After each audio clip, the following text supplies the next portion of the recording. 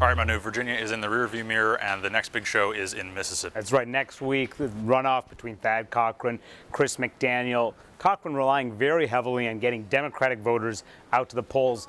Is that going to work in a state like this, and when Democrats may actually have a chance against Chris McDaniel? That is kind of the big question in this race at this point. Cochran and his supporters on the outside have been pretty upfront about saying we need to get non-Republicans to vote in this election. And there's a pretty good, just sort of intuitive argument that people ought to participate, that because it's Mississippi, the primary is probably equivalent to the general election or close to it. But, you know, even if there's a huge difference between Thad Cochran and Chris McDaniel on the issues and the issues that Democrats care about, it's just a really heavy lift to imagine people sort of for the first time in their lives going and voting in a Republican primary. So you predict, Alex Burns, you predict Chris McDaniel wins next week? You know, Manu, I'm not a forthune teller. Unlike Larry Sabato, I do not have a crystal ball.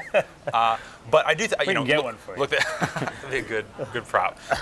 I think the overwhelming conventional wisdom is that Cochran is the serious underdog here. Now, you just got back from Arkansas. It's a very close race. Tom Cotton was presumed to be a guy who would run away with this race, at least from the Republican side. He united every single wing of the party. He cleared the field out.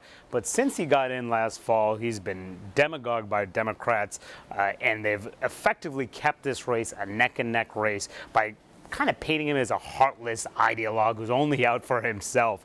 And what you've seen Tom Cotton do in recent months is try to show a softer side, highlighting himself in these softer bio spots. There are just so many of these states now, right? Arkansas, you look at a state like Kentucky, where Democrats are just relying on this kind of intangible sense that, you know, if we win, it's gonna be because voters just like on some gut level, just like, I just don't like that guy. Right. If they can make this every single race a choice between these two candidates and make the other guy look worse than themselves, they think they can win.